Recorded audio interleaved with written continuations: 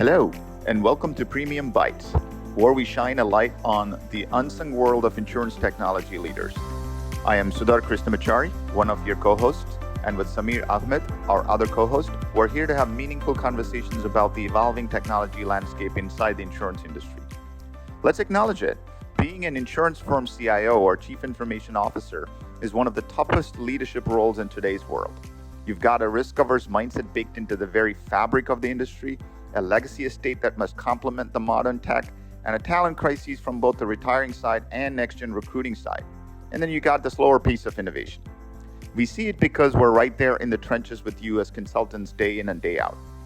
Our mission is to deep dive, have conversations that carry substance, offer practical insights, and help you validate and navigate the relevant challenges of being an effective CIO in the insurance sector.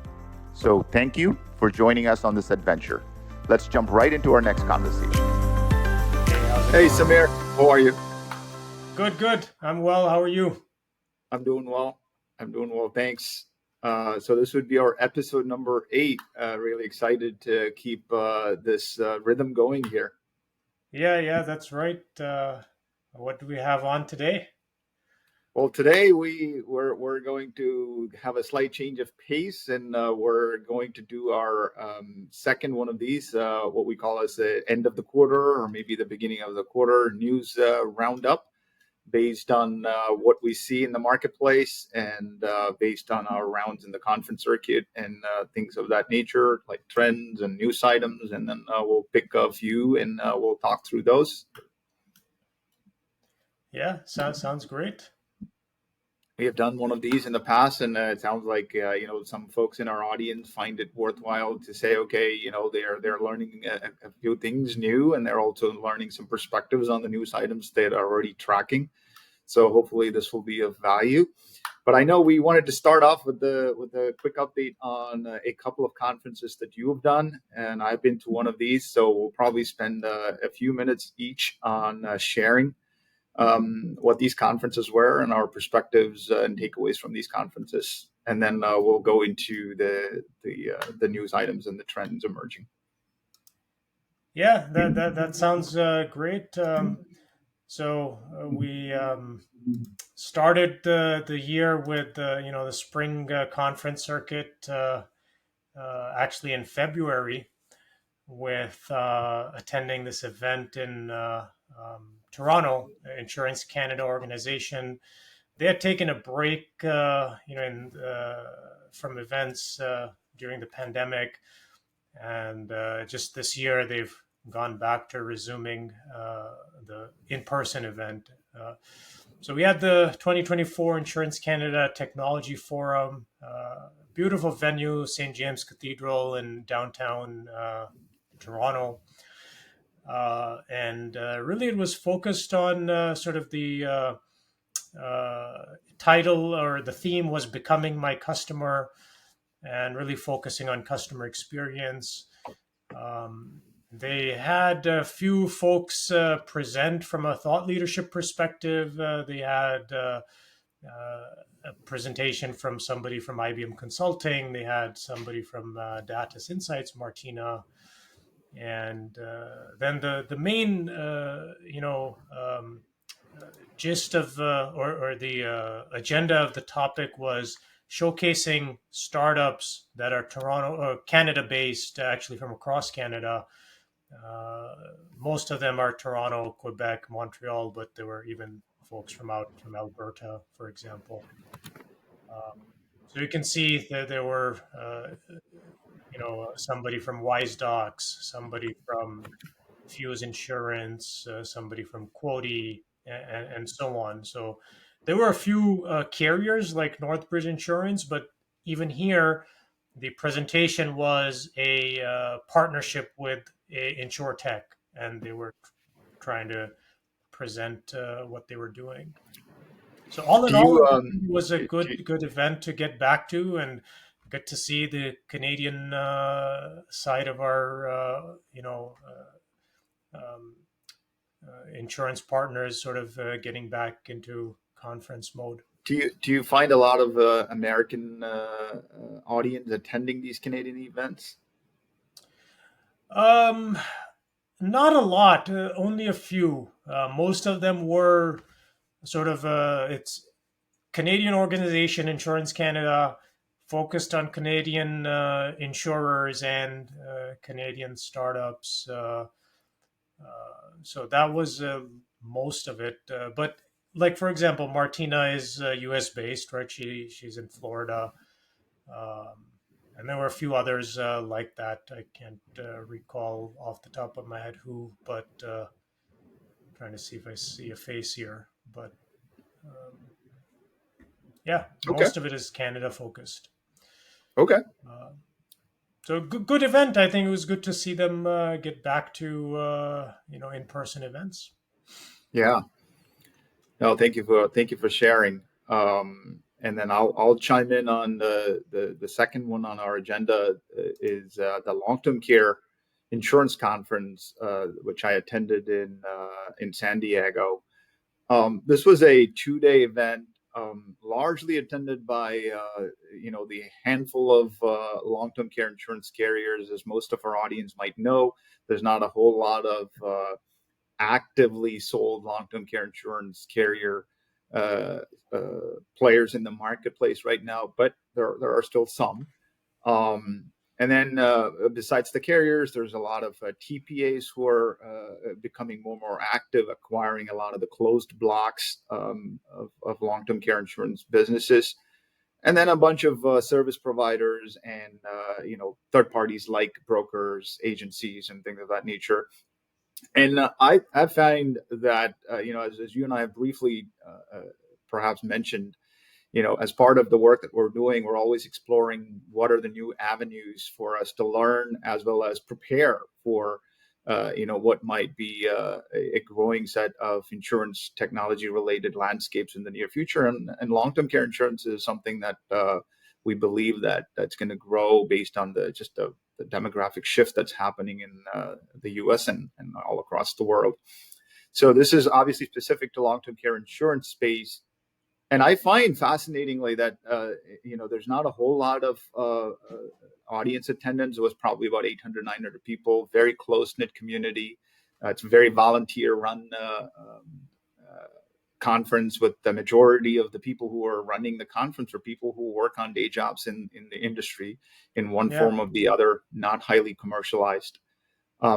Obviously, it has a mix of both business and technology topics. Technology was somewhat isolated to that one work stream that you see over here on the marketing engagement and research. But nevertheless, unsurprisingly, found a bunch of talk tracks on AI and data and analytics. So, AI needed to find its own place even in a obscure long-term care insurance conference. And so I found that fascinating. But overall, I think it's a space that I think, depending on who in the audience is playing in this space of either a long-term care insurance, or if you sell life insurance with writers for long-term care provisions, I think this is an industry to watch out for. Yeah, that's excellent. And I was curious what the tech sort of attendance was like. You mentioned the tracks were peppered. Yeah, it's a great question. I didn't find a whole lot of tech leaders from the carrier side attending.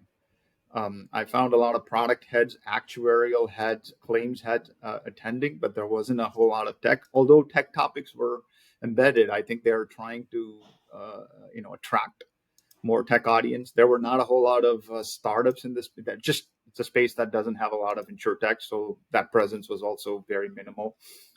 And then a lot of service providers are also, somewhat not prioritizing this. So I would say light audience, but I found that as an opportunity for us to break in and look at and learn, and perhaps be one of the first ones to impact this market. Very cool. Yeah, so while you were out in San Diego, I think later that same week, I was attending the InsurTech NY Spring Conference. So this is put on by InsurTech NY, sort of community organization based in New York. They do a bunch of stuff. run a number of programs. They have some competitions, accelerator, lab for MGA, so on. But one of the events they do is this spring conference, and it was good to be out there. We got to see decent attendance from investors and solution provider startup community, but also from carriers. The carrier audience was split across sort of operational areas, claims, underwriting, marketing, so on. Some tech folks, some distribution folks, some innovation, and some corporate venture type of people as well. But that tech audience, right, our audience here for this episode and podcast, this was probably the lightest, I would say, of the mix. But nonetheless, it was good to be out there, mingle, and meet with people. Like you commented, right? I typically go to events for like three main purposes: reconnect with old friends, make some new friends, and have a pulse on what people are talking about. Yeah, So you're starting to definitely become a familiar face in this circuit. yeah, it's good to meet up with folks we know. And where else are you going to get a density of people? That's right. But in any case, right? So the event was themed, the AI and the AI advantage. So that's what they were. AI and analytics advantage. That was the actual theme of the event, and they had divided it up in along 1.5 days. So started 1 p.m. on day one, and then full day on day two, and two tracks, PNC track, various topics, data, AI, embedded insurance, distribution, how to invest with startups, things like this. And then they also had a life and health track, which tried to pick topics very specific to individual life, group life. I would say was light on health, more like supplemental health company Gotcha. was there. My overall impression, right, was that content programming was good, but it was a little, I don't know. I would have rather not had a whole theme be AI On and AI again. analytics because an event in 2024, right, is that not going to come up? That's right. So it's going to come up regardless. So perhaps my only request, I think, would have been to change the theme slightly. Yeah, it's somewhat becoming a devil that you can't let it go, but you also can't keep it everywhere. But yeah, That's right. No avoiding the topic, but no avoiding the topics. Although I think some people are probably over-indexing on using it as an opportunity to say, we're checking the boxes too. yeah, and I would suggest folks go check out our previous episode where we talked with our guest about how one actually can go about appropriately investing in AI and where the real opportunity is versus the current hype and fad. Right. I guess we did a good job of peeling the onion behind the hype and truly talking about where the real value could come from. Yeah, no, that's great. I think I'll that let the kind of wraps listeners up decide how good of our a job we round did, of but at updates. least we tried. Yeah, no, it was a great discussion. I think there's a couple of conferences that we both will be attending in this quarter, so we look forward to sharing that update in the next iteration of this roundup. But that wraps the conference section. Maybe we'll just move on to our first one of the topics on either news items or articles or something that's happening in the last, let's say, quarter or so in the marketplace that caught our eyes and attention that was worthy of sharing with you all in this community. So I'll take the first one. So this one, the TEFCA and the commoditization of healthcare data was an article that I stumbled on, and from if you can maybe even slowly scroll through, I'll just give you guys a quick high level summary of what the article is talking about. Is as some of you can read through this is it's basically an exchange framework for healthcare data. So most of you already know health information exchanges exist. But for obvious reasons, there are multiple exchanges that exist today, and that still doesn't cover 100% of the market in many ways. So what TEFCA is essentially a common and standard framework for security, data exchange, and protocols, and consumer privacy, and things of that nature. And then the CA part is the contract part, is where I think they're trying to standardize that, what kind of contracts needs to be established within parties that exchange data and share data, and standardize that. That way, not everybody's reinventing the wheel. But where this was going in this article is that this is very similar to the Telecom Act. So right now, you might be on AT&T, I might be on Verizon, and nobody cares. We're all able to talk to each other and text each other and do whatnot. And so what abstraction of that infrastructure of the carriers did was that it allowed other players like an Android and iPhone and all the apps and services to be built on top of it. So that's the spirit of TEFCA. So obvious first question is, well, we already have these exchanges. Why do we need a TEFCA? And TEFCA adds this idea of qualified health information exchange on top of it. So we anticipate a lot of the existing exchanges to morph into this qualified QHINs. But also a lot of the hospitals, care providers, service providers will also be subscribing and kind of lining up to become part of the TEFCA community. So it's probably a 10-year worth journey, but at least from an insurance standpoint, I thought this was one, I have not spent enough time learning about this, so I thought it was worth highlighting.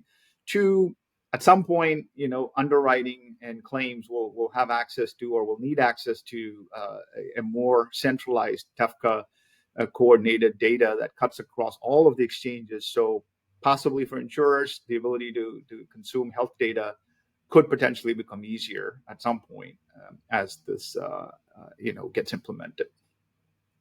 So hopefully that was insightful for you, Samir, and others. Yeah, I had not heard of this before, so thanks for bringing it even just to my attention. Sure. And when I read through this, actually, this was my first sort of observation that this sounds awfully like health information exchanges. Is this like HIE 2.0? And if it is, then what is new here that is going to address the challenges that we have with the current setup?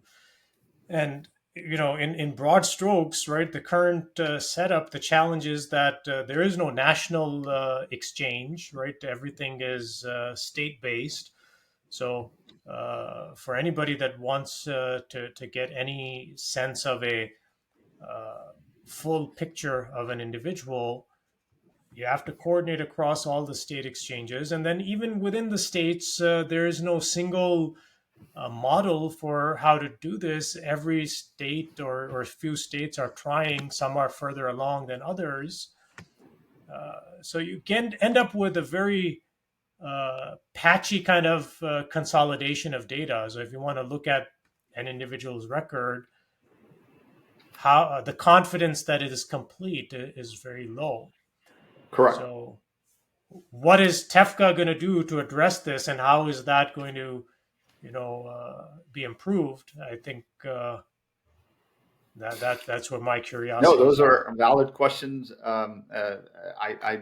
I don't know enough or nor have a deeper understanding of this landscape to engage in a productive dialogue around it.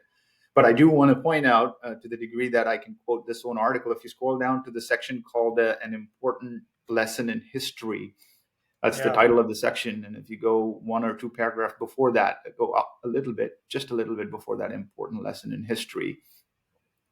If you go up a little bit, if you highlight that 2-sentence paragraph,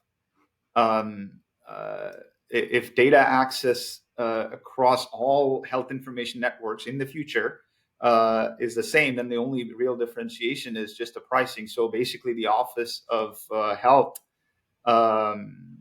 likely just wants to be a quasi-public utility, just like power and network infrastructure.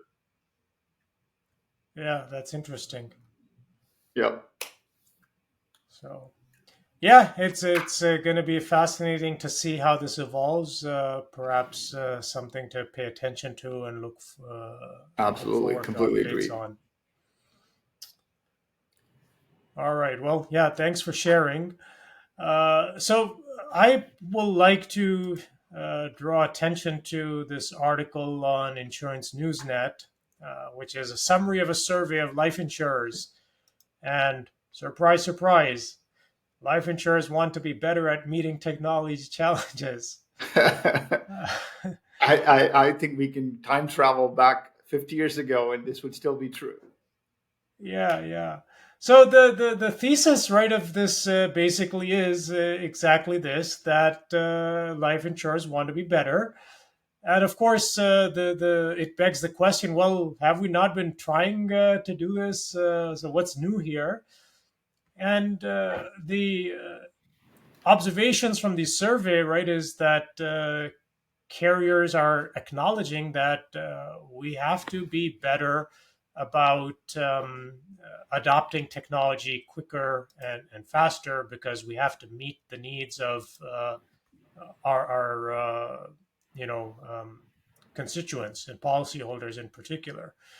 And the pace with which technology is evolving, right, with chatbots and AI and voice recognition, so on, and sort of the demands of the digital native tech savvy consumer, we just have to keep up. And so everybody has come up with plans, and these leaders are acknowledging that, we did not follow through on our own plans adequately. We made progress, but not as much as we needed. And then they talk a little bit about sort of the challenges, that why did this not happen, and it comes back to few observations, right? But they all center around that technology is really not the problem, right? The problem is the culture of innovation and the talent to actually have an innovative mindset and not be averse to change, so forth. And so this is not only a challenge for customers, but it's also a challenge for attracting and retaining talent. So renewed focus on becoming more digital and better at moving into the digital era is still the call of the hour. Correct.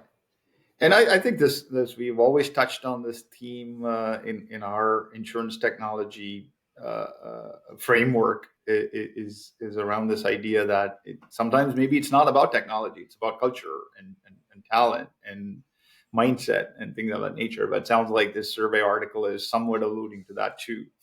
And I think the trustworthiness of this to me is high because it's leaning on what LIMRA and BCG. Yeah. This survey was conducted by LIMRA and BCG, and it's of insurance executives, and they themselves acknowledge that they have fallen short of their own goals. And yeah, I That's think great. to be more pointed about it, right? My humble opinion, right, is that the objective of a quote unquote digital transformation initiative, while there is business goals and purpose and outcomes that you're after, there always should be this overarching mindset that we need to acquire the ability to modernize more so than modernizing itself, because the pace with which technology is evolving, uh, today's modern system is tomorrow's legacy. So you have to invest in what does not change in the business, And what it will not change is that you will continually have to swap out what you have with something better and more with the times as time progresses. So, Yeah, no, e- that's well said. It's not the modernization itself; it's the ability to modernize, and that leans more into the culture and the people side of things. And that's so right. that's been kind of the message that we've always been emphasizing is it's tech plus all the other stuff. Yeah, yeah. Great. I know the third one is an interesting one. We're going to share this article from New York Times, and many of our audiences. I'm hoping that they've already caught the wind of several articles in this theme about sharing of consumer data from. I think this one was particularly tied to GM and the OnStar device installed on the GM cars. But through GM, it goes to LexisNexis, and then from LexisNexis, it had gotten to some sort of a carrier, and that carrier has presumably given a renewed quote back to this particular individual. In this particular case, it's called Ken Daho. I don't know who this guy is, but presumably a legitimate guy who had his premium increase because of specific data that was collected from his vehicle and his driving behavior, and that data being shared through LexisNexis back to the carrier. So what was fascinating in this article is I think it's touching on a lot of things that many people somewhat take it for granted, right? One, the specificity and the degree of details that was available for the carrier to look at for this particular individual's driving behavior obviously is night and day compared to what we used to have. 5-10 years ago, we all had access to, or even today, many people think that, insurers are writing based on, driving record that they can get off of our driving license and accident information that we file for claims and stuff like that. But now the degree of specificity has increased. And now that is getting exacerbated in some sense by the automakers and these data brokers all kind of intervening with these highly sophisticated computer systems installed on the vehicles, and then sharing those data with third parties who are brokering this for the benefit of aggregating this data and selling this. Then the last piece is the consumer awareness and lack of the consumer consent and awareness in this particular case. And all of this bundled across, when you think about regulatory concerns, consumer concerns, privacy concerns, data sharing concerns, and even self-selection concerns from an underwriting perspective. It just opens up a plethora of wormholes that does not necessarily have a good set of regulatory practices and governance around it. So I think this is a good article that kind of is more focused on the consumer, warning the consumer to be aware of this if you're driving a car with like an OnStar like data collection device that comes with it, for which you may or may not have consented. But I think we recently wrote an article, Samir, about fully automated autonomous devices sharing all sorts of data back with both the manufacturer and others, and that data being available for insurers. So this is a fascinating article that opens the door for a lot of different things that we've talked about. Yeah. So thanks for bringing this up. I do remember just in a few weeks ago, there was a lot of chatter about this on my LinkedIn feed, probably driven by this article in particular, but there were other examples that were coming up as well. And of course, right, the consumer protection side of it. And the consumer privacy aspect is clear, but perhaps more for our audience, right? What is the tech relevance of this? Why should an insurance tech leader really care about this? To me, it's like we we have always assumed as an insurance technology leaders that when we consume data from LexisNexis, existed for the last 50 years. Verisk has existed for the last 50 years. Every carrier in North America already has a subscription with these guys, and data is flowing through these guys, almost on a daily basis. So all of us inside the ecosystem may have assumed that all of this is coming through some sort of a regulatory umbrella with caveats all taken care of. But what this article is uncovering is that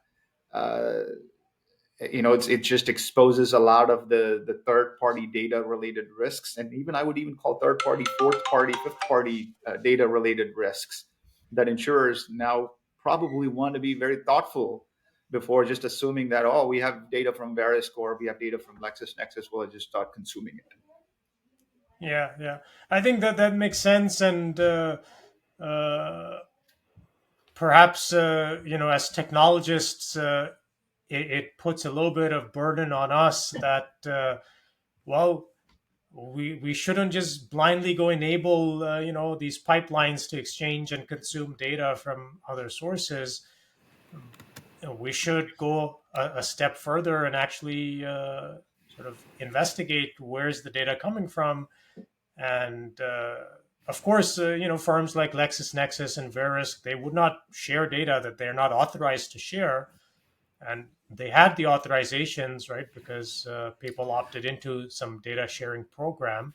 It's just that the manufacturer did not disclose the extent to which this data can be used downstream, right? And sure, I have an internet-enabled car, and I want somebody to provide me roadside assistance when they detect that my car has had some issue, or to check in when they detect a collision and all that. But the fact that means my driving record is going to be then shared with LexisNexis, who on shares it with the auto carriers. I did not opt in for that. A consumer might wonder. So I think that's one takeaway for me. That again, as technologists, we probably need to do a little bit more to figure out where data is coming from, not just connect the pipes.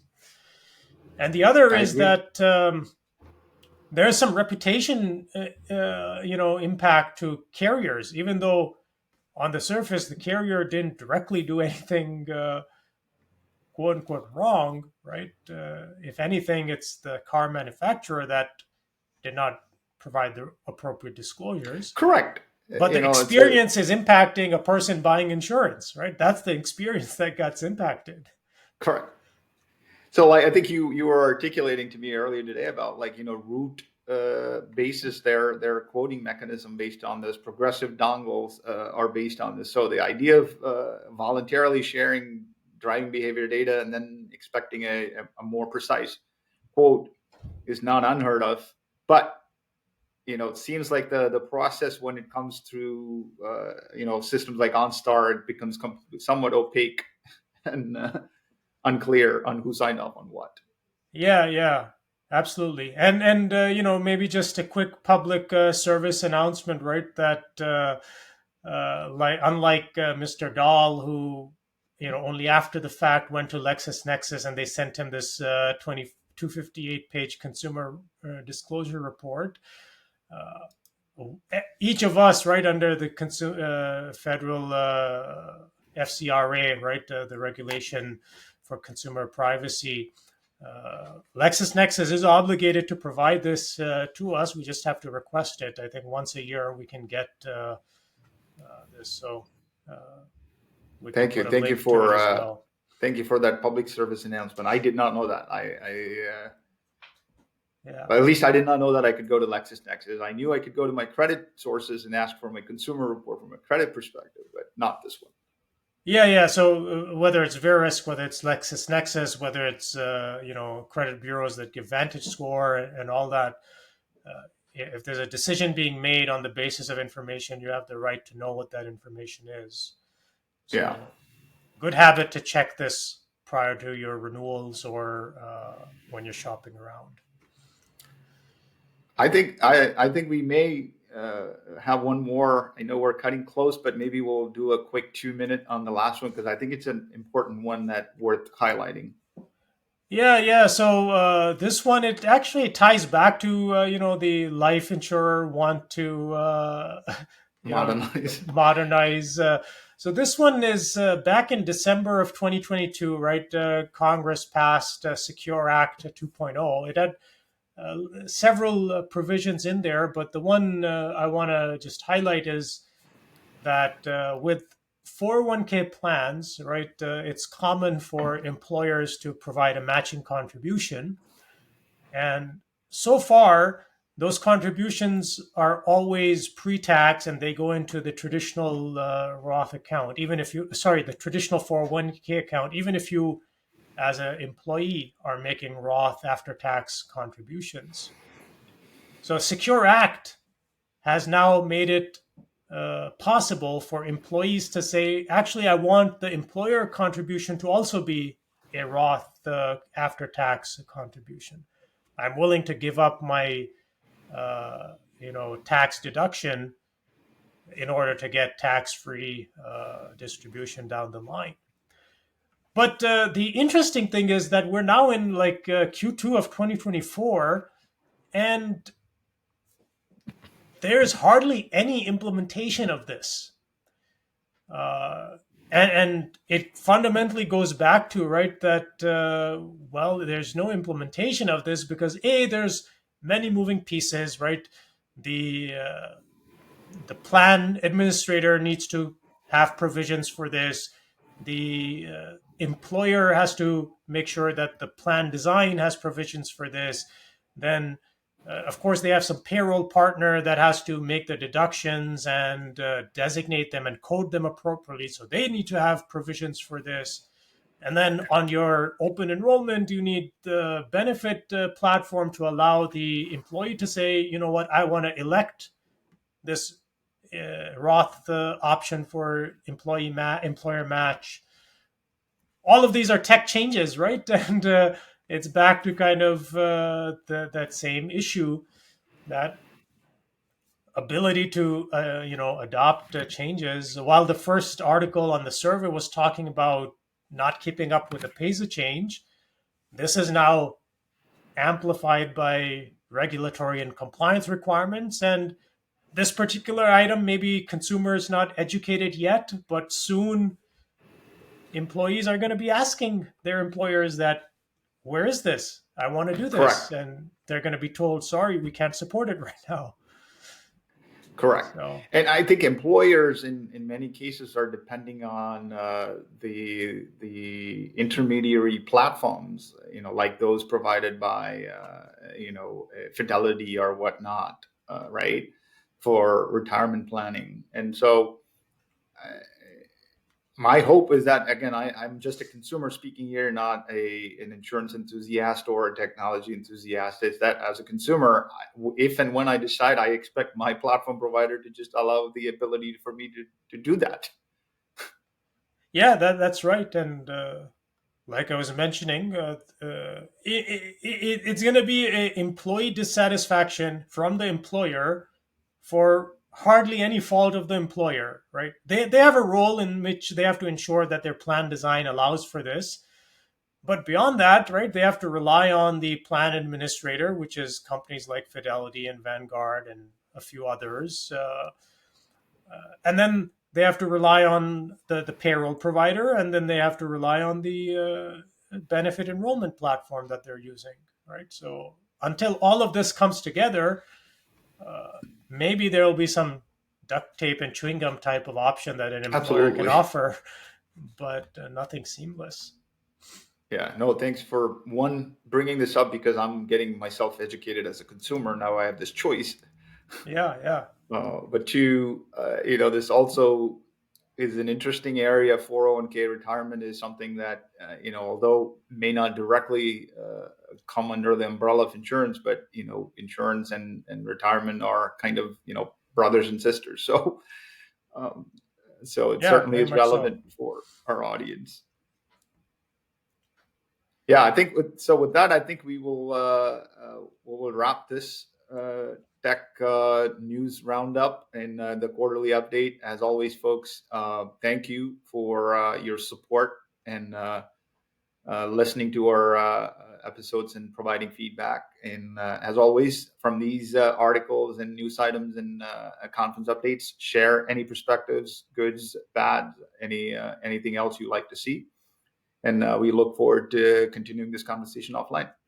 Yeah, absolutely. What events have you been to, or any of the events we've talked about? Did you explicitly choose not to go to them? Would love to hear your thinking and reasons. What events should we consider? And same by the same token, what stories have you come across that we did not cover today? Would love to hear that. Well, thank you, Samir. Appreciate it. Yeah, thank you. Till next time, take care. And that's a wrap for today's conversation on PremiumBytes, where we shine a light on the unsung world of insurance technology leaders. Thank you for joining us on this adventure and being part of our community. Don't forget to like, comment, subscribe, share, and follow us. Until next time, take care.